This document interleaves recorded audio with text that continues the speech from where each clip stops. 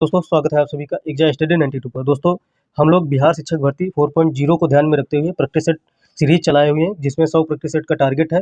हम लोग आज तीसरा प्रैक्टिस सेट देख रहे हैं और प्रैक्टिस सेट 100 प्रैक्टिस सेट कैसे पूरे करवाएंगे वह थोड़ा सुन लीजिए, उसके बाद में हम लोग आगे बढ़ेंगे। 6 to 8 के प्रैक्टिस सेट आप सभी को करवाए जा रहे हैं। 11 प्रैक्टिस सेट करवा चुके हैं। 9 to 10 के आप सभी को 20 प्रैक्टिस सेट करवाने हैं। 6 to 8 के 20 प्रैक्टिस सेट करवाने हैं। फिर 11 to 12 के 20 प्रैक्टिस सेट कराने हैं। फिर यही साइकिल घूम जाएगी। 6 to 8 के 20 प्रैक्टिस सेट करवाए जाएंगे। 9 to 10 के 20 प्रैक्टिस सेट करवाए जाएंगे। 6 to 8 के 11 to 12 के 20 प्रैक्टिस सेट करवाए जाएंगे। तो ऐसे ही साइकिल चलती रहेगी। लगभग आप सभी के 100 से 120 प्रश्न 120 प्रैक्टिस सेट करवाए जाएंगे। 100 से 120 प्रैक्टिस सेट करवाए जाएंगे आप सभी को। इसी साइकिल से चलता रहेगा। तो आज तीसरा प्रैक्टिस सेट है, वो भी 9 to 10 का माध्यमिक विद्यालय शिक्षक के लिए। ठीक, विषय जिन छात्र छात्राओं दोस्त भाई बहनों का अगर विषय हिंदी है तो वह लोग फॉलो कर सकते हैं चैनल को सब्सक्राइब कर लीजिए, बेल आइकन को ऑन कर लीजिए, जिससे आने वाले समय में आप सभी को प्रैक्टिस सेट का नोटिफिकेशन मिलता रहे। चलिए दोस्तों, हम लोग प्रश्नों की सीरीज देखते हैं। पहला प्रश्न देख लेते हैं। आज नया प्रैक्टिस सेट है तो नया प्रश्न आप सभी को देखने को मिलेगा। चलिए दोस्तों, पहले नंबर प्रश्न का उत्तर आप सभी को देना है। युद्ध में स्थिर रहने वाला किस समास का विग्रह पद है? युद्ध में स्थिर रहने वाला करण तत्पुरुष समास, अलुक तत्पुरुष समास, कि संप्रदान तत्पुरुष समास, कि संबंध तत्पुरुष समास। आप सभी को बताना है इसमें तत्पुरुष कौन सा समास है। तो अलुक तत्पुरुष समास है इसमें, युद्ध में स्थिर रहने वाला अलुक तत्पुरुष समास है। ठीक है, चलिए दोस्तों हम लोग अगला प्रश्न देख लेते हैं। 2 नंबर प्रश्न का उत्तर बताना है दोस्तों। राम सीता से सुंदर है, इस वाक्य में कौन सा कारक है? राम सीता से सुंदर है तो अपादान कारक है। कौन सा कारक है? अपादान कारक है। ठीक है, चलिए दोस्तों हम लोग अगला प्रश्न देख लेते हैं। आप लोगों को ये क्वेश्चंस डिस्कशन करना नहीं होगा। जो लोग प्रैक्टिस सेट कर रहे हैं ऑलरेडी कुछ ना कुछ पढ़े होंगे और आप सभी लोग प्रश्नों का स्तर देख सकते हैं। आचार्यों ने कहा है कि अहिंसा ही परम धर्म है। संरचना के आधार पर वाक्य भेद बताइए। आचार्यों ने कहा है कि अहिंसा ही परम धर्म है, जिसमें की शब्द आ जाए और तो वह आप सभी का मिश्र वाक्य होता है। क्या वाक्य होता है? मिश्र वाक्य होता है। तो चलिए दोस्तों हम लोग चौथा नंबर प्रश्न का उत्तर देख लेते हैं। चौथे नंबर प्रश्न में उत्तर क्या है? आप सभी को पता है कि संरचना के आधार पर वाक्य 3 प्रकार के होते हैं, सरल वाक्य, मिश्र वाक्य और संयुक्त वाक्य। ठीक, तो 3 वाक्य रचना के आधार पर आप सभी के वाक्य 3 प्रकार के होते हैं। इतना याद रखना काफ़ी है। बाकी चौथा प्रश्न हम लोग देख लेते हैं। आपने बुलाया होता हम अवश्य आते, इसमें कौन सा वाक्य भेद है यह बताना है आप सभी को। तो इसमें संकेतवाचक वाक्य भेद है। क्या है? संकेतवाचक वाक्य भेद है। तो आप सभी का तीसरा हो जाएगा उत्तर। ठीक है, चलिए दोस्तों हम लोग अगला प्रश्न देख लेते हैं। अगला प्रश्न आप सभी का कौन सा है? 5 नंबर प्रश्न है। निम्न निम्न में से कौन सा पदबंध का भेद नहीं है? तो आप सभी का विशेषण पदबंध होता है, क्रिया पदबंध होता है, संज्ञा पदबंध भी होता है, लेकिन अव्यय पदबंध नहीं होता है। तो यह आप सभी का आंसर सही हो जाएगा। चलिए दोस्तों हम लोग 6 नंबर प्रश्न देख लेते हैं। 6 नंबर प्रश्न का उत्तर कौन सा हो जाता है? 6 नंबर प्रश्न का काजू शब्द बताना है आप सभी को। तो काजू आप सभी को पता होगा कि यह किस भाषा का शब्द है। काजू किस भाषा का शब्द है? 4 ऑप्शन दिए हुए हैं, आप लोग देख लीजिए। जापानी भाषा, चीनी भाषा, फ्रांसीसी भाषा की पुर्तगाली भाषा। तो पुर्तगाली भाषा का यह शब्द है काजू। ठीक है, याद रखना पुर्तगाली भाषा का शब्द क्या है? काजू। चलिए दोस्तों अगला प्रश्न देख लेते हैं। द्विवेदी युगीन रचना जय भारत के रचनाकार कौन है? तो द्विवेदी युगीन रचना है। पहली बात तो यह, जब द्विवेदी युगीन रचना है तो द्विवेदी युगीन जो है आप सभी के रचनाकार भी होंगे। तो मैथिली शरण गुप्त आप सभी के रचनाकार हो जाएंगे। आंसर हो जाएगा मैथिली शरण गुप्त। 7 नंबर प्रश्न का उत्तर हो जाएगा 1। चलिए दोस्तों 8 नंबर प्रश्न देख लेते हैं। 8 नंबर प्रश्न का उत्तर क्या है? अंधे को दीपक दिखाना मुहावरे का अर्थ बताना है। अंधे को दीपक दिखाना मुहावरे का अर्थ बताना है। चलिए दोस्तों उत्तर देख लेते हैं। अंधे को दीपक दिखाना मुहावरे का क्या अर्थ है? तो ना समझ को उपदेश देना। दूसरा वाला सही हो जाएगा, ना समझ को उपदेश देना। अब इसलिए ऐसे क्वेश्चंस को डायरेक्ट आंसर कर दे रहे हैं, कारण ये है कि यह इजी है, आप सभी लोग कर लेंगे। और डायरेक्ट आंसर करने से आप सभी का समय बचेगा और आप सभी को ये क्वेश्चन देखने को मिल जाएगा। और यह इतना इम्पोर्टेंट भी नहीं है, आप लोग इसको कर सकते हैं। लेकिन जो प्रश्न इम्पोर्टेंट होगा और आप सभी लोग समझेंगे कि यह थोड़ा टफ है करने वाला है, तो उसको डिस्कशन करके आराम से समझेंगे। ठीक है, 9 नंबर प्रश्न का उत्तर बताना है। परिणामवाचक क्रिया विशेषण व अव्यय है। तो परिमाणवाचक क्रिया विशेषण अव्यय कौन सा है? सर्वदा है, सर्वत्र है, कि इतना है, कि गलत है? तो आप सभी का इतना हो जाएगा परिमाणवाचक क्रिया विशेषण अव्यय। ठीक है, तो 9 नंबर प्रश्न का उत्तर हो जाएगा तीसरा। चलिए दोस्तों हम लोग 10 नंबर प्रश्न का उत्तर देख लेते हैं और आप लोग पॉज करके कमेंट बॉक्स में उत्तर बता भी सकते हैं और आप सभी लोग अपने प्रश्न देख सकते हैं कितने सही हुए कितने गलत हुए। जो भाव मन में केवल अल्पकाल तक संचरण करके चले जाते हैं उन्हें क्या कहते हैं? तो जो भाव मन में आते हैं और अल्पकाल तक संचरण होते हैं उसके बाद में चले जाते हैं, तो क्या होते हैं? वो संचारी भाव होते हैं। जैसे आप सभी को थोड़ी देर के लिए गुस्सा आता है, गुस्सा उसके बाद में ठंडा हो जाता है, तो वह क्या होता है, संचारी भाव होता है, थोड़ी देर के लिए आता है उसके बाद में खत्म हो जाता है, तो संचारी भाव होता है। चलिए दोस्तों, हम लोग 11 नंबर प्रश्न का उत्तर देख रहे हैं। मच्छिका किसका तत्सम शब्द है? तो मच्छिका किसका शब्द तत्सम शब्द है, यह आप सभी को बताना है। तो मच्छिका मक्खी का तत्सम शब्द है, किसका? मक्खी का। मिट्टी का हो जाएगा मृतिका, मच्छर का हो जाएगा मशक। ठीक, तो याद रखना, मशक हो जाएगा मच्छर का और मिट्टी का हो जाएगा मृतिका। ठीक, तो मृतिका याद रखना, मिट्टी का हो जाएगा। ठीक, चलिए दोस्तों, हम लोग 12 नंबर प्रश्न का उत्तर देख लेते हैं। 12 नंबर प्रश्न का उत्तर क्या हो जाएगा? कबीर की भक्ति का स्वरूप क्या है? तो कबीर की भक्ति का स्वरूप क्या है? सगुण है कि सूफी मतवादी है कि वैष्णव मतवादी है कि निर्गुण है? तो सूफी कबीर की भक्ति निर्गुण वादी है। ठीक, तो क्या स्वरूप है? निर्गुण स्वरूप है। कबीर की भक्ति का स्वरूप क्या है? तो निर्गुण स्वरूप है। तो आप सभी का 12 नंबर प्रश्न का 4 नंबर उत्तर हो जाएगा। ठीक, तो यह निराकार ईश्वर की उपासना करते थे। यह याद रखना, इनके गुरु का नाम क्या है? तो इनके गुरु का नाम रामानंद है। तो रामानंद जी को याद रखना, इनके गुरु का नाम पूछ लिया जाता है, रामानंद। ठीक है, और इनका एक संकलन है बीजक, बीजक नाम से इनका एक संकलन है। ठीक है, तो इनकी बातों का संकलन है बीजक नाम में, अब ये भी याद रखना। और यह सिकंदर लोदी के समकालीन थे। किसके समकालीन थे? सिकंदर लोदी के समकालीन थे, और बीजक नाम से इनकी बातों का संकलन है। चलिए दोस्तों, हम लोग अगला प्रश्न देख लेते हैं। 13 नंबर प्रश्न का उत्तर बताना है। दिए गए, एक सेकेंड, हाँ, 13 नंबर प्रश्न का उत्तर बताना है। दिए गए वाक्य के लिए प्रयुक्त होने वाले सही विकल्प को चुनिए। वह कवि जो तत्काल कविता करता हो, वह कवि जो तत्काल कविता करता हो तो उसे आंसू कवि कहते हैं। क्या कहते हैं? आंसू कवि कहते हैं। चौथा वाला ऑप्शन सही हो जाएगा। चलिए दोस्तों, हम लोग 14 नंबर प्रश्न का उत्तर देख लेते हैं। नीचे दिए गए शब्द युग्म के सही अर्थ भेद का चयन कीजिए। तो अभिराम एक तरफ दिया हुआ है, दूसरी तरफ अभिराम दिया हुआ है। तो अब बताना अभिराम का मतलब क्या होता है, अभिराम का मतलब क्या होता है। तो युग्म देख लीजिए, चारों युग्म में आप सभी लोगों को पता चल जाएगा। अभिराम का उत्तर हो जाएगा सुंदर, अविराम का उत्तर हो जाएगा लगातार, बिना विराम के। ठीक है, तो यह आप सभी का चलिए दोस्तों, हम लोग देख लेते हैं 15 नंबर प्रश्न। जेते तुम तारे तेते नभ में न तारे, इस वाक्य पंक्ति में दिए गए विकल्पों में कौन सा अलंकार है? तो अलंकार आप सभी को बताना है। जिन जेते तुम तारे तेते नभ में न तारे, जिस एक शब्द की आवृत्ति बार बार हुई हो लेकिन उसका अर्थ भी अलग अलग हो, तो उस वहाँ पर अयमक अलंकार होता है। क्या होता है? अयमक अलंकार। चलिए दोस्तों, 15 नंबर प्रश्न का उत्तर बताना है। जेते तुम तारे तेते नभ न तारे, इसमें कौन सा अलंकार है? चलिए देख लेते हैं दोस्तों, इसमें कौन सा अलंकार हो जाएगा? जेते जेते तुम तारे तेते नभ न तारे, तो उपमा अलंकार हो जाएगा, रूपक अलंकार हो जाएगा, यमक अलंकार हो जाएगा, श्लेष अलंकार हो जाएगा। तो इसमें एमक अलंकार हो जाएगा। एमक अलंकार इसलिए है क्योंकि एक शब्द की आवृत्ति बार बार हो, उसका अर्थ भी अलग अलग निकले, तो वहाँ पर क्या होता है? एमक अलंकार होता है। ठीक है, चलिए 16 नंबर प्रश्न का उत्तर देख लेते हैं।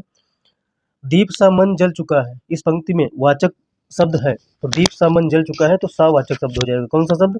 सावाचक शब्द हो जाएगा। 17 नंबर प्रश्न का उत्तर बताना है दोस्तों। ऋजु का विलोम है, तो ऋजु का विलोम हो जाएगा वक्र, ऋजु का विलोम हो जाएगा वक्र। ठीक, 17 नंबर प्रश्न का उत्तर हो जाएगा चौथा। सरल का विलोम क्या हो जाएगा? कठिन। सरल का विलोम क्या हो जाएगा? कठिन। ठीक, तो ऋजु का सरल कभी ना लगाना, वक्र लगाना। चलिए दोस्तों, 18 नंबर प्रश्न का उत्तर आप सभी को बताना है। रसाल शब्द का अर्थ है, तो रसाल शब्द का अर्थ क्या है? केला, चमक, पक्षी की आम, तो आम हो जाएगा आप सभी का। पहला ऑप्शन सही हो जाएगा, 18 नंबर का पहला ऑप्शन। 19 नंबर प्रश्न का उत्तर बताना है। मुख्य अतिथि के सम्मान में यह आयोजन किया गया है, इस वाक्य में रेखांकित शब्द में कारक बताइए। तो मुख्य अतिथि के सम्मान में, क्या सम्मान में पर ऊपर कौन सा अलंकार हो, कौन सा कारक होता है? में पर ऊपर अधिकरण कारक होता है। ठीक है, तो इसमें हो जाएगा अधिकरण कारक, एक सही हो जाएगा। दोस्तों 20 नंबर प्रश्न का उत्तर बताना है सभी को। जातिवाचक संज्ञा शब्द है, तो जातिवाचक संज्ञा कौन से शब्द है? 20 नंबर प्रश्न का उत्तर बताना है। जातिवाचक संज्ञा शब्द है कामायनी, आम, रसीला, वकील। तो आम नहीं होगा, कामायनी नहीं होगा, रसीला नहीं होगा, आप सभी का वकील हो जाएगा जातिवाचक संज्ञा। जातिवाचक संज्ञा वकील हो जाएगा, डॉक्टर अभी आप सभी की जातिवाचक संज्ञा होती है। ठीक है, तो चलिए दोस्तों, अगला प्रश्न देख लेते हैं। 21 नंबर प्रश्न का उत्तर बताना है। निम्नलिखित में से संयुक्त वाक्य का चयन कीजिए। तो संयुक्त वाक्य का चयन करना है। कि जहाँ पर लगा होता है वहाँ पर मिश्र वाक्य होता है, आप सभी को पता है मिश्र वाक्य होता है। मैं तुम्हारे साथ व्यापार करना चाहता हूँ, उसने खाना खाया और सो गया। तो यहाँ पर और लगा हुआ है, जहाँ पर और लग जाए वहाँ पर संयुक्त वाक्य होता है, तीसरा सही हो जाएगा। ठीक, चलिए दोस्तों, हम लोग अगला प्रश्न देख लेते हैं। 22 नंबर प्रश्न का उत्तर बताना है। छंद से संबंधित गणों की संख्या कितनी होती है? तो गणों की संख्या 8 होती है। कितनी होती है? गण 8 प्रकार के होते हैं। 22 नंबर का उत्तर हो जाएगा आप सभी का तीसरा। गण 8 प्रकार के होते हैं। छंदों में गण कितने प्रकार के होते हैं? 8 प्रकार के होते हैं। अगला प्रश्न है 23 नंबर प्रश्न। तिरंगा में कौन सा समास है? तो तिरंगा में कौन सा समास है यह बताना है आप सभी को। तो 2 नंबर प्रश्न सही हो जाएगा। द्विगु समास होगा आप सभी का तिरंगा में। द्विगु समास तभी होता है जब जो प्रथम पद होता है, द्विगु समास कब होता है? जब 23 नंबर प्रश्न का उत्तर क्या हो जाएगा? तिरंगा। तिरंगा में कौन सा समास है? तो द्विगु समास है। क्या है? द्विगु समास। द्विगु समास कैसे हो जाएगा?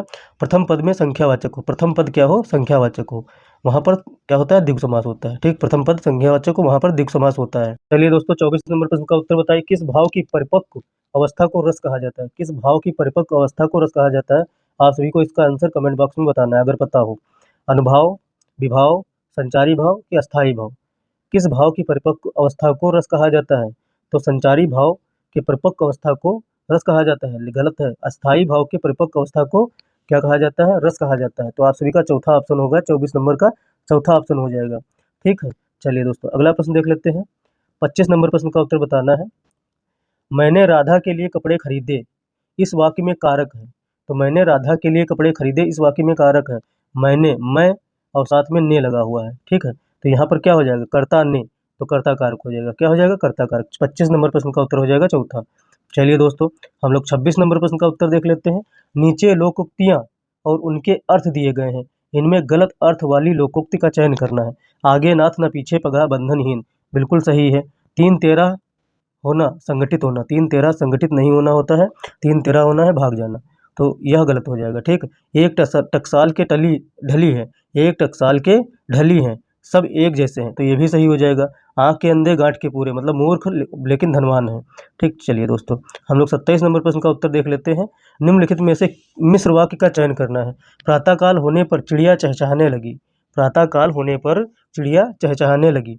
और आप सभी का सुबह पहली बस पकड़कर शाम तक लौट आओ, तो इसमें भी मिश्र वाक्य नहीं है। जो विद्यार्थी परिश्रमी है वह अवश्य सफल होंगे। और एक है राजकुमार ने भाई को मार डाला और स्वयं राजा बन गया, तो इसमें तो संयुक्त वाक्य हो जाएगा। तो आप सभी का किसमें हो जाएगा? सुबह पहली बस पकड़कर शाम तक जो विद्यार्थी परिश्रमी हो वह अवश्य सफल होंगे। ठीक, तो यही तीसरा वाला सही हो जाएगा। तीसरा वाला सही हो जाएगा, 27 नंबर प्रश्न का उत्तर तीसरा हो जाएगा। ठीक है, जिन वाक्य में एक मुख्य या प्रधान वाक्य हो, मतलब जिन वाक्य में क्या होता है? एक मुख्य वाक्य हो या प्रधान वाक्य, उसी को मुख्य वाक्य हो या प्रधान वाक्य हो, और अन्य एक आश्रित उपवाक्य हो, वहाँ पर क्या होता है? मिश्र वाक्य होता है। जैसे यहाँ पर जो विद्यार्थी परिश्रमी है, जो विद्यार्थी परिश्रमी है वह अवश्य सफल होंगे, तो वह अवश्य सफल होगा, मतलब विद्यार्थी परिश्रमी है तो सफल होंगे, तो ये आप सभी का तीसरा हो जाएगा। चलिए दोस्तों, हम लोग 28 नंबर प्रश्न का उत्तर देख लेते हैं। अभ्यांतर का सही अर्थ है, तो अभ्यांतर का सही अर्थ क्या हो जाएगा? किसी वस्तु की अभ्यांतर का 28 नंबर प्रश्न का उत्तर क्या हो जाएगा? किसी वस्तु की आभा, किसी वस्तु का बाहरी भाग, किसी वस्तु से भिन्न, किसी वस्तु का भीतरी भाग। तो आप सभी का चौथा प्रश्न उत्तर सही हो जाएगा। दोस्तों 29 नंबर प्रश्न का उत्तर देख लेते हैं हम लोग। छायादार शब्द किसका उदाहरण है? तो तत्सम का उदाहरण है, देशज का उदाहरण है, कि विदेशज का उदाहरण है, कि संकर का उदाहरण है? तो संकर का उदाहरण है। क्या? छायादार शब्द संकर का उदाहरण है। तत्सम शब्द हो और विदेशी शब्द हो, क्या? विदेशी शब्द हो, दोनों मिल जाते हैं, वहाँ पर क्या हो जाता है? संकर शब्द हो जाता है। चलिए दोस्तों, हम लोग 30 नंबर प्रश्न का उत्तर देख लेते हैं। अशुद्ध वाक्य का चयन कीजिए। कामायनी उच्च कोटि का वो काव्य है, माता पिता पूजनीय है, तो यहाँ पर क्या हो जाएगा? दूसरा गलत हो जाएगा। पूजनीय होता है, तो पूजनीय ऐसे लिखा जाता है, पूजनीय। ठीक, यह हो जाएगा पूजनीय। ठीक, तो 38 नंबर का 2 नंबर, 30 नंबर का दूसरा वाला गलत है। ठीक, तो पूजनीय आप सभी को बता दिया कैसे लिखा जाता है, और माता पिता पूजनीय है, यह सही होगा। चलिए हम लोग 31 नंबर प्रश्न का उत्तर देख लेते हैं। जब किसी सामान्य बात का विशेष बात से तथा विशेष बात का सामान्य बात से समर्थन किया जाए, वहाँ कौन सा अलंकार होता है? तो वहाँ कौन सा अलंकार होता है? विरोधाभास अलंकार होता है, कि संदेह अलंकार होता है, कि अर्थांतरन्यास अलंकार होता है, कि विशेषोक्त अलंकार होता है? फिर से बोले दे रहे हैं। पहला है विरोधाभास अलंकार होता है, कि संदेह अलंकार होता है, कि अर्थांतरन्यास अलंकार होता है, कि विशेषोक्त अलंकार होता है? तो 4 ऑप्शन में से आप सभी को आंसर बताना है। ठीक है, तो 31 नंबर प्रश्न का उत्तर देना है आप सभी का, तो अर्थांतरन्यास अलंकार हो जाएगा। जब किसी सामान्य बात का विशेष बात से तथा विशेष का सामान्य से समर्थन किया जाए, वहाँ अर्थांतरन्यास अलंकार होता है। ठीक, अब जैसे है, जो रहीम उत्तम प्रकृत का कर सकत भुजंग कुसंग, चंदन विष व्यापत नहीं लिपटे रहत भुजंग, तो यहाँ क्या हो जाएगा? अर्थांतरन्यास अलंकार हो जाएगा। चलिए 32 नंबर प्रश्न का उत्तर बताना है। सख्यागमन, सख्यागमन का सही संधि विच्छेद है, तो सखी प्लस आगमन, सख्या प्लस आगमन, इसका क्या सही होगा? चौथा वाला सही होगा, सख्या प्लस आगमन। ठीक है, चलिए 33 नंबर प्रश्न का उत्तर बता दीजिए। सूफी प्रेमाख्यानक काव्य परंपरा में आराध्य को प्रायः किस रूप में देखा गया है? तो आराध्य को किस रूप में देखा गया है? प्रेमिका के रूप में। किस रूप में देखा गया है? प्रेमिका के रूप में देखा गया है सूफी प्रेमाख्यान में। तो यहाँ पर चौथा ऑप्शन सही हो जाएगा। चौथा ऑप्शन सही हो जाएगा। चलिए दोस्तों, 34 नंबर प्रश्न का उत्तर बताना है। निम्नलिखित में से कौन सा मिस्र बंधुओं में नहीं शामिल है?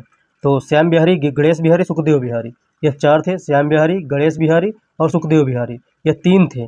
कृष्ण बिहारी नहीं थे। कृष्ण बिहारी मिश्र नहीं शामिल थे मिस्र बंधुओं में। ठीक है, चलिए दोस्तों, हम लोग अगला प्रश्न देख लेते हैं। 35 नंबर प्रश्न देख लेते हैं। और 35 नंबर प्रश्न से बढ़ने से पहले आप लोगों से निवेदन है कि चैनल को सब्सक्राइब कर लीजिए, बेल आइकन को ऑन कर लीजिए। बिल्कुल देर ना कीजिए, चैनल को सब्सक्राइब कर लेंगे, थोड़ा मुझे भी मोटिवेशन मिलता रहेगा और आप सभी लोगों को नोटिफिकेशन मिलता रहेगा।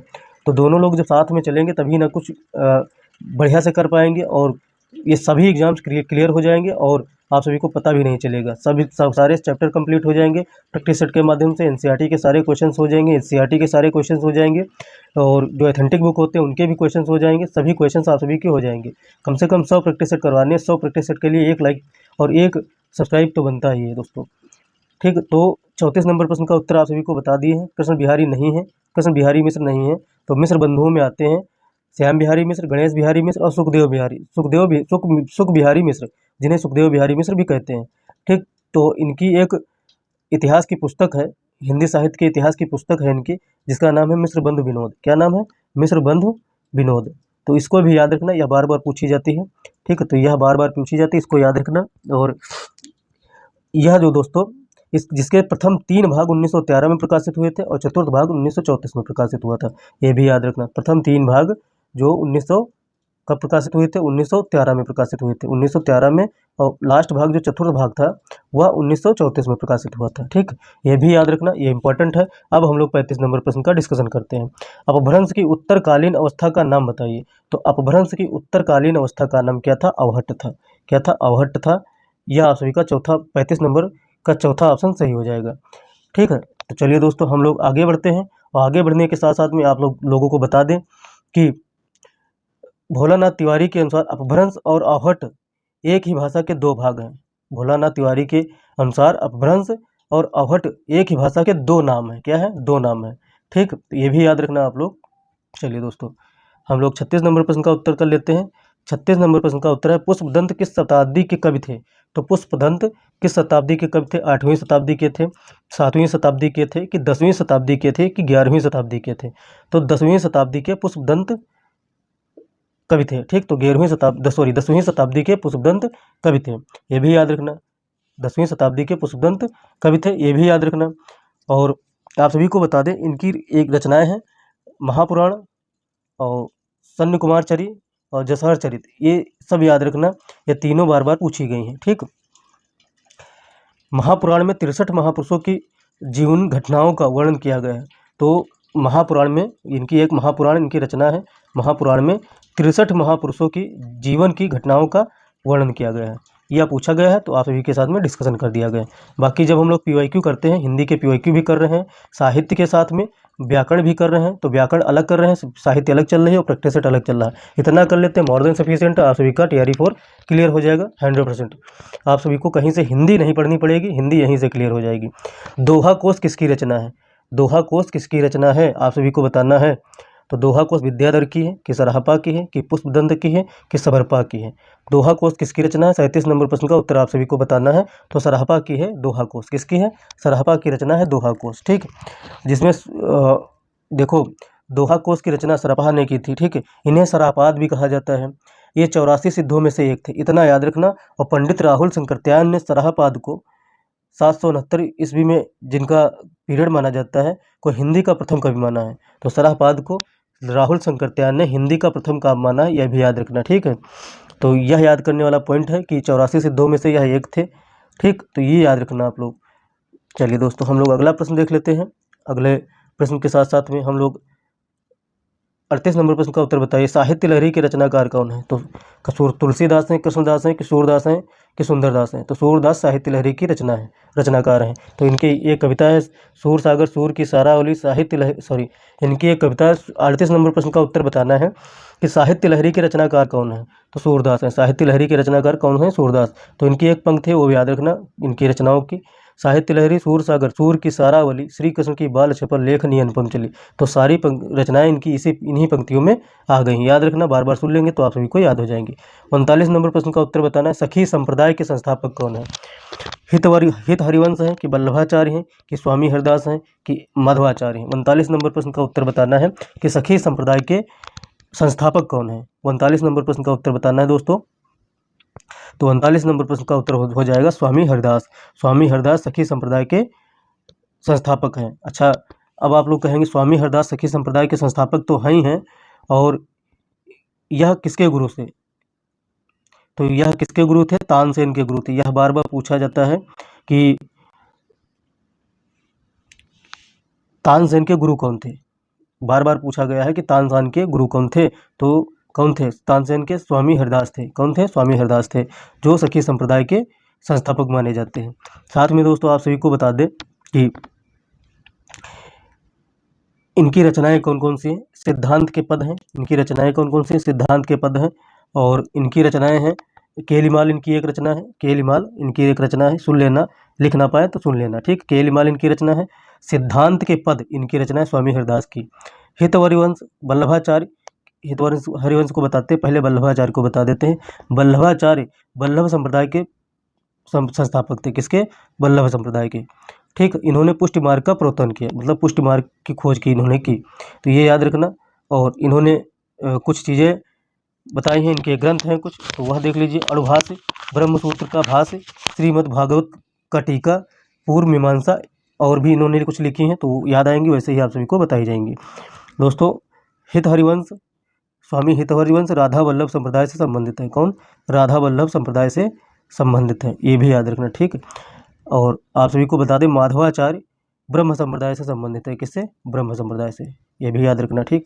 माधवाचार्य ब्रह्म संप्रदाय से, वल्लभाचार्य वल्लभ संप्रदाय से। हित हरिवंश किससे संबंधित है? किससे संबंधित है?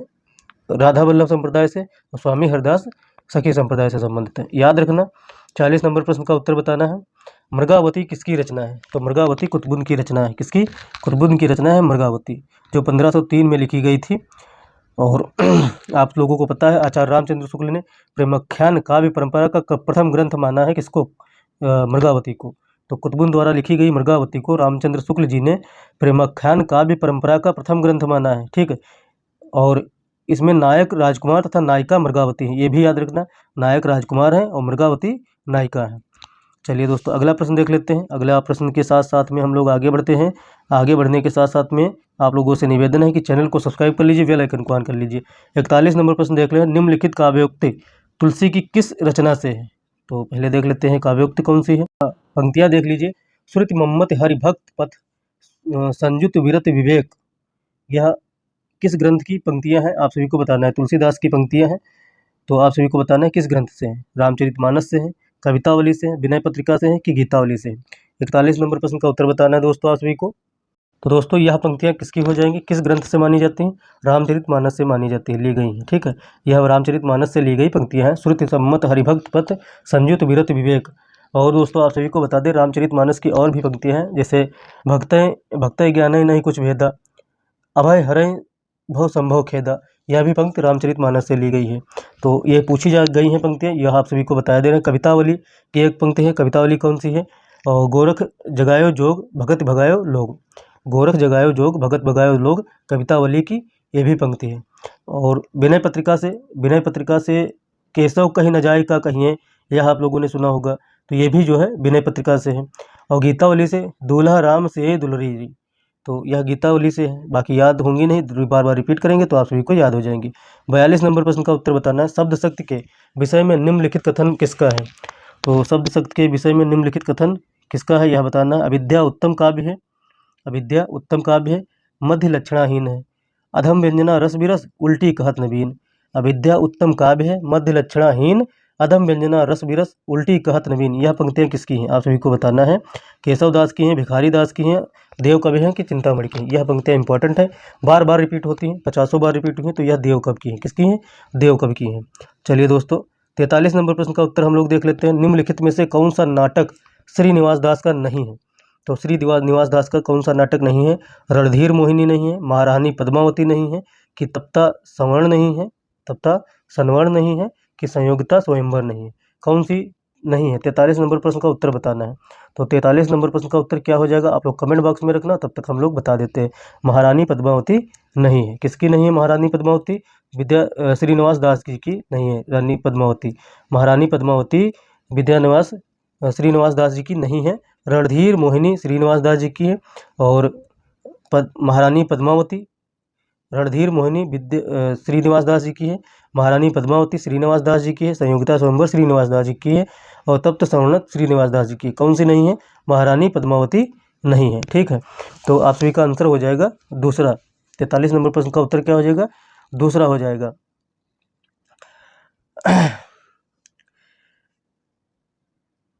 अच्छा, महारानी पद्मावती किसका नाटक है? तो यह नाटक है तो राधा कृष्ण दास का नाटक है। किसका?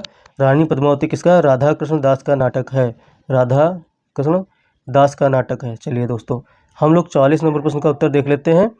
44 नंबर प्रश्न का उत्तर क्या हो जाएगा? निम्नलिखित में से भारतेंदु का कौन सा नाटक प्रबोध चंद्रोदय की प्रतीकात्मक शैली से प्रभावित है? तो भारतेंदु का कौन सा नाटक प्रबोध चंद्रोदय की प्रतीकात्मक शैली से प्रभावित है? तो आप सभी को बताना है उत्तर। अंधेर नगरी, विशस्य विस्मौधम, अंधेर नगरी की भारत दुर्दशा, की वैदिक हिंसा हिंसा न भवति। तो 44 नंबर प्रश्न का उत्तर बताना है आप सभी को। भारत दुर्दशा। किससे? भारत दुर्दशा। यह एक संस्कृत नाटक है और इसमें जो है प्रबोध चंद्रोदय की प्रतीकात्मक शैली का प्रयोग किया गया है। तो आप लोग याद रखना, यह एक संस्कृत नाटक है। ठीक है,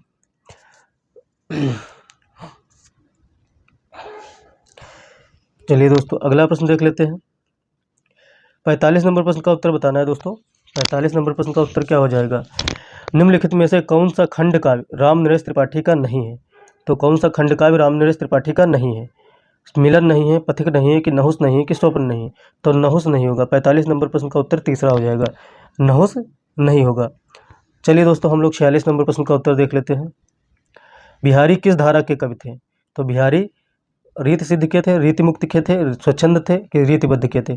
तो रीतिबद्ध के बिहारी रीतिबद्ध धारा के कवि थे। किसके थे? रीतिबद्ध धारा के कवि थे। 46 नंबर प्रश्न का उत्तर हो जाएगा 4 नंबर प्रश्न। ठीक है, चलिए दोस्तों, हम लोग अगला प्रश्न देख लेते हैं। और अगले प्रश्न पे बढ़ने से पहले कि निवेदन है कि चैनल को सब्सक्राइब कर लीजिए, बेल आइकन को ऑन कर लीजिए। इनके द्वारा रची गई एक रचना है बिहारी सतसई, ये भी याद रखना, बिहारी सतसई। ठीक है, चलिए दोस्तों, हम लोग 47 नंबर प्रश्न का उत्तर देख रहे हैं, प्रैक्टिस सेट देख रहे हैं। आप सभी को पता है और आप सभी को प्रैक्टिस सेट के अकॉर्डिंग आंसर करना है। प्रेमचंद्र किस प्रवृत्ति के उपन्यासकार हैं? यथार्थवादी, कि आदर्शोन्मुख यथार्थवादी, कि यथार्थोन्मुख आदर्शवादी? तो तीसरा सही हो जाएगा, आदर्श उन्मुख यथार्थवादी प्रेमचंद उपन्यासकार हैं। ठीक है, तो यथार्थवादी आदर्शोन्मुख यथार्थवादी प्रवृत्ति के उपन्यास कौन है? प्रेमचंद हैं। अच्छा, आदर्शोन्मुखी क्योंकि मुख्य उसके आदर्शोन्मुखी क्योंकि 47 नंबर प्रश्न का उत्तर हो जाएगा तीसरा। प्रेमचंद किस प्रवृत्ति, एक सेकेंड, 47 नंबर प्रश्न का उत्तर बताना है। प्रेमचंद किस प्रवृत्ति के उपन्यासकार हैं? आदर्शवादी, यथार्थवादी, कि आदर्शोन्मुख यथार्थवादी, कि यथार्थोन्मुख आदर्शवादी? तो तीसरा सही हो जाएगा, आदर्शोन्मुख यथार्थवादी। तो 47 प्रश्न का उत्तर हो जाएगा तीसरा, तो तीसरा हो जाएगा। और प्रेमचंद आदर्शोन्मुखी यथार्थवादी उपन्यासकार हैं। 47 नंबर प्रश्न का उत्तर तीसरा हो जाएगा। चलिए दोस्तों, हम लोग आगे बढ़ते हैं। आगे बढ़ने के साथ साथ में देखते हैं प्रश्न 48 नंबर। अंग्रेजी स्वच्छंदतावादी काव्य का प्रभाव हिंदी की किस काव्य धारा पर दिखाई पड़ता है? प्रगतिवादी, प्रयोगवादी, कि छायावादी, कि नई कविता पर? तो 48 नंबर प्रश्न का उत्तर कौन सा हो जाएगा? तो 48 नंबर प्रश्न का उत्तर हो जाएगा छायावाद। अंग्रेजी स्वच्छंदतावादी काव्य का प्रभाव हिंदी की छायावादी काव्य धारा पर दिखाई पड़ता है। तो तीसरा हो जाएगा सही। चलिए दोस्तों, हम लोग अगला प्रश्न देख लेते हैं। दोस्तों, अगले प्रश्न का उत्तर बताना है 49 नंबर। दुख ही जीवन की कथा रही, क्या कहूँ आज जो नहीं कहीं? उपर्युक्त पंक्तियाँ किस कविता से उद्धृत है, यह बताना है आप सभी की। सरोज स्मृति राम की शक्ति पूजा से, कि तुलसीदास से, कि कुरमुत्ता से। तो आप सभी का एक हो जाएगा सरोज स्मृति से ली गई पंक्तियां हैं। तो आप सभी का 49 नंबर प्रश्न का उत्तर हो जाएगा ए। क्या हो जाएगा? एक हो जाएगा। ठीक है। सरोज स्मृति लिखी कब गई थी? 1935 में। 1935 में यह लिखी गई थी। तो यह किसकी रचना है? सूर्यकांत त्रिपाठी निराला की। किसकी? निराला की यह कविता है। दोस्तों चलिए दोस्तों अगला प्रश्न देख लेते हैं। 50 नंबर प्रश्न का उत्तर दोस्तों बताना है। 50 नंबर प्रश्न का उत्तर बताना है। एक बूंद सहसा उछली किस विद्या की रचना है? एक बूंद सहसा उछली यात्रा वृतांत है, कि संस्मरण है, कि रेखा चित्र है, कि निबंध है? तो यात्रा वृतांत है। क्या एक बूंद सहसा उछली क्या है? यात्रा वृतांत है। 50 नंबर प्रश्न का उत्तर हो जाएगा एक। ठीक। तो यह किसकी रचना है? अज्ञेय की रचना है। किसकी? अज्ञेय की रचना है। और आप सभी को बता दें 1960 में लिखी गई है यात्रा वृतांत है। और एक है अज्ञेय जी की अरे यायावर रहेगा याद। अज्ञेय जी की एक कौन सी है? अरे यायावर रहेगा याद। अरे यायावर रहेगा याद। वह 1953 में आई थी। ये भी याद रखना। चलिए दोस्तों 51 नंबर प्रश्न का उत्तर बताना है आप सभी को। मेरे राम का मुकुट भीग रहा है किसकी रचना है? तो मेरे राम का मुकुट भीग रहा है किसकी रचना है? विद्यानिवास मिश्र की है, विश्वकांत शास्त्री की है, कुबेरनाथ राय की है। आगे भी एक है, उनसे मतलब नहीं, विद्यानिवास मिश्र की है मेरे राम का मुकुट भीग रहा है। 51 नंबर प्रश्न का उत्तर हो जाएगा एक, जो कि 1974 में आई थी। चलिए इनका एक निबंध है। कौन सा निबंध है? चितवन की छा 1953 आई थी, आया था। निबंध कौन सा है? विद्यानिवास का चितवन की छा। चलिए दोस्तों हम लोग अगला प्रश्न देख लेते हैं।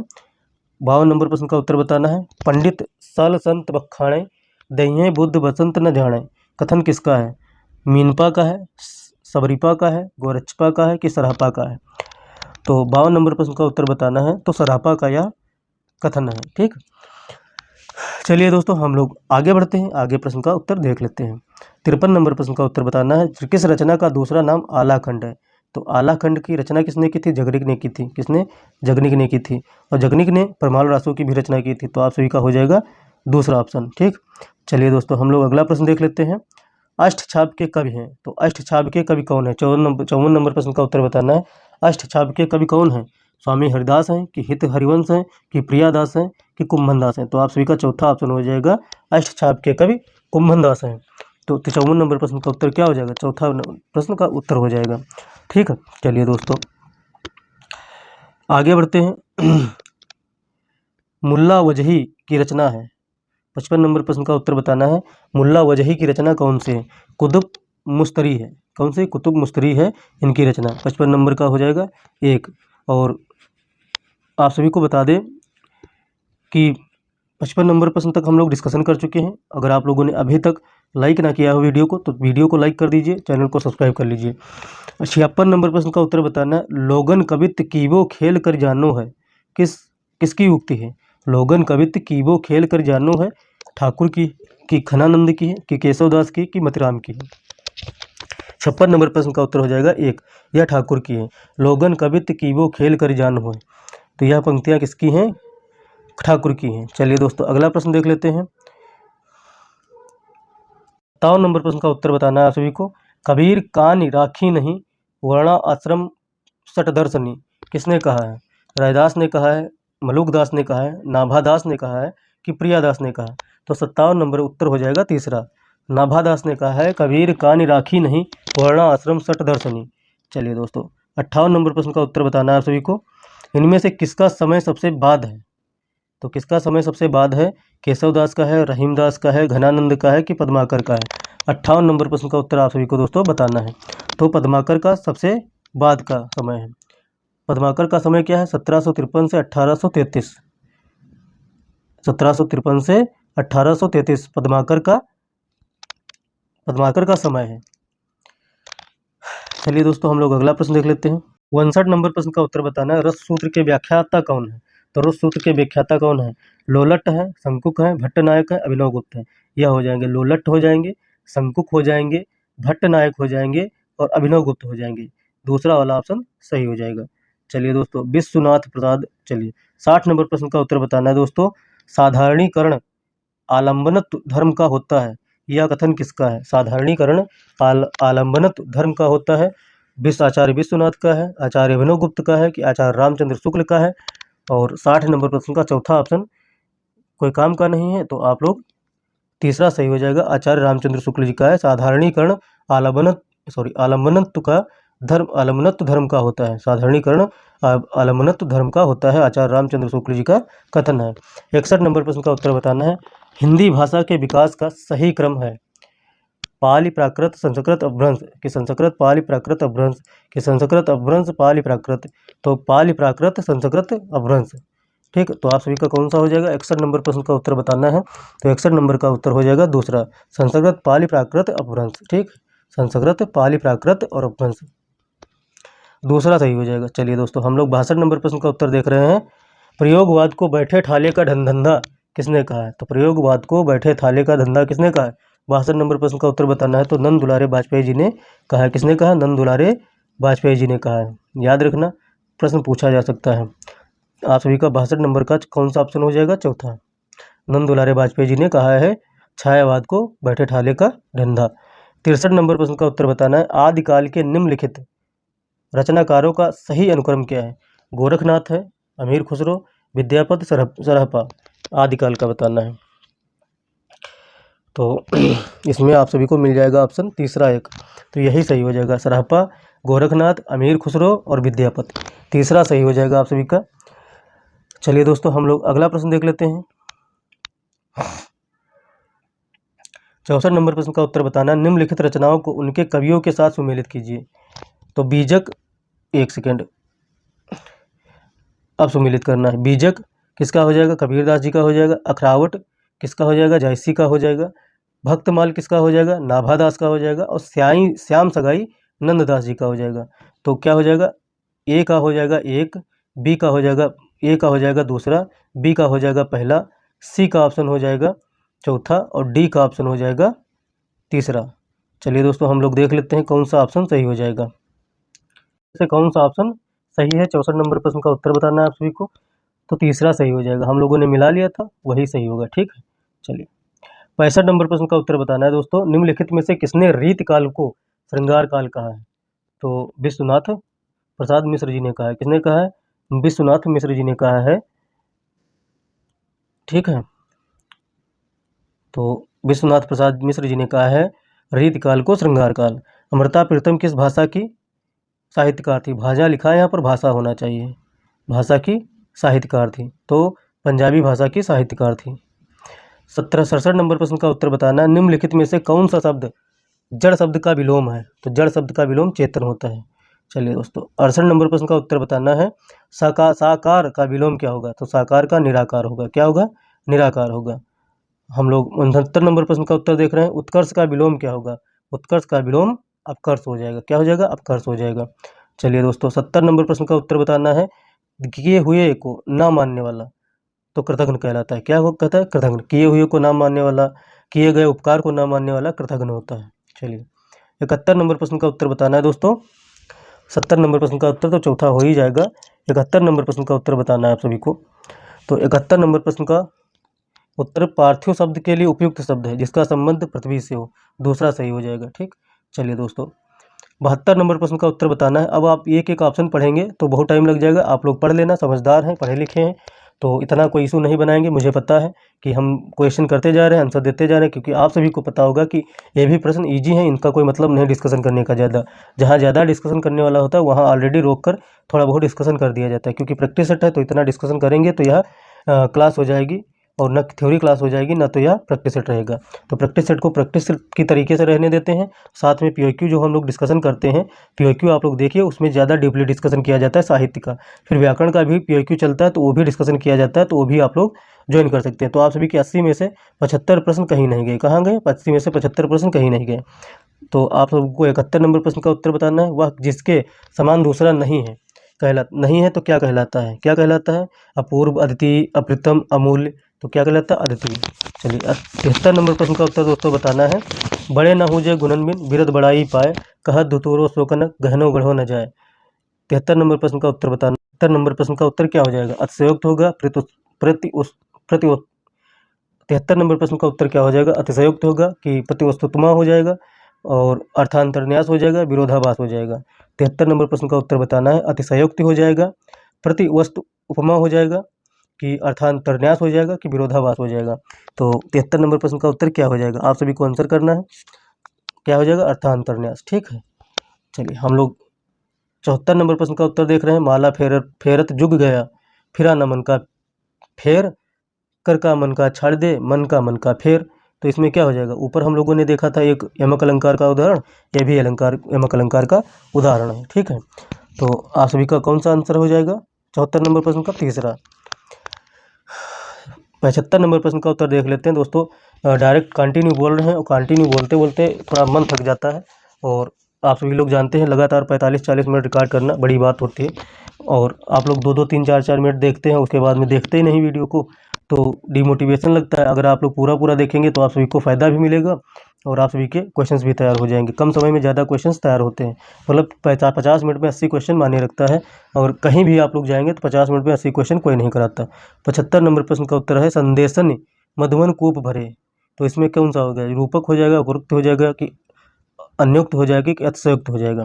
75 नंबर प्रश्न का उत्तर बताना है दोस्तों, तो इसमें अतिशयोक्त हो जाएगा। संदेशन मधुवन कूप भरे। 76 नंबर प्रश्न का उत्तर क्या हो जाएगा? छंद की प्रत्येक पंक्ति को क्या कहते हैं? तो चरण कहते हैं। क्या कहते हैं? चरण कहते हैं। चलिए दोस्तों, 77 नंबर प्रश्न का उत्तर बताना है दोस्तों। 77 नंबर प्रश्न का उत्तर क्या हो जाएगा? जिस छंद के पहले तथा तीसरे चरण में 13-13 मात्राएं और दूसरे तथा चौथे में 11-11 मात्राएं आती हैं तो दोहा हो जाता है। दोहा का उल्टा कर दो तो सोठा हो जाता है। क्या हो जाता है? सोठा हो जाता है। तो ये भी याद रखना। तो 77 नंबर प्रश्न का उत्तर क्या हो जाएगा? दोहा। ठीक है, 78 नंबर प्रश्न का उत्तर बताना है, और 78 नंबर प्रश्न पर हम लोग पहुंच चुके हैं। तो सबसे निवेदन है कि बिना लाइक किए ना जाइएगा, वीडियो को सब्सक्राइब कर लेना, चैनल को सब्सक्राइब कर लेना, बेल आइकन को ऑन कर लेना और शेयर कर दीजिएगा। 78 नंबर प्रश्न का उत्तर है छंद की रचना किसके द्वारा होती है? गणों के समायोजन से, स्वर के समायोजन से कि ध्वनियों के समायोजन से? छंद की रचना गणों के समायोजन से होती है। आप सभी का 1 नंबर सही हो जाएगा। 79 नंबर प्रश्न का उत्तर बताना है आप सभी को। गणों की संख्या कितनी होती है? तो गणों की संख्या कितनी होती है? 8 होती है। गणों की संख्या क्या होती है? 8 होती है। नहीं पराग नहीं मधुर मधु, नहीं विकास यही काल, अली कली ही सौ बिंध्यो, आगे कौन हवाल। इन पंक्तियों में अलंकार कौन सा? आप सभी को बताना है दोस्तों। इन पंक्तियों में अलंकार कौन सा? आप सभी को बताना है। रूपक अलंकार है कि विशेषोक्त अलंकार है कि अन्योक्त अलंकार की अतिशयोक्त है? तो तीसरा हो जाएगा अन्योक्त अलंकार है। तीसरा हो जाएगा अन्योक्त अलंकार है। ठीक है, तो यह हो गया आप सभी के 80 प्रश्न, और आशा करते हैं आप लोगों को वीडियो पसंद आएगी, प्रैक्टिस सेट पसंद आएगा, क्योंकि तीसरा प्रैक्टिस सेट है। ऐसे ही आप सभी के 10 देखते देखते प्रैक्टिस सेट हो जाएंगे, फिर 15 हो जाएंगे, फिर 20 हो जाएंगे, फिर 30 हो जाएंगे, और डायरेक्ट 100 प्रैक्टिस सेट हो जाएंगे। तब आप लोग बड़ा लगेगा आप सभी को टास्क कि 100 प्रैक्टिस सेट करना। अभी आप लोग साथ साथ में करते जाएंगे तो 100 प्रैक्टिस सेट कंप्लीट हो जाएंगे, पता भी नहीं चलेगा। ठीक है, तो कंटिन्यू आप लोग 40-45 मिनट अगर देते हैं चैनल को तो आप सभी के 100 प्रैक्टिस सेट हो जाएंगे, चाहे 6 to 8 हो, चाहे 9 to 10 हो, चाहे 11 to 12 हो। ठीक दोस्तों, तो मिलते हैं अगली वीडियो में। तो अपना ध्यान रखिए, पढ़ाई करते रहिए, मस्त रहिए, ज़बरदस्त रहिए, जिंदाबाद रहिए, और फिर मुलाकात होती है अगले प्रैक्टिस सेट में। तब तक के लिए जय हिंद, जय भारत, नमस्कार।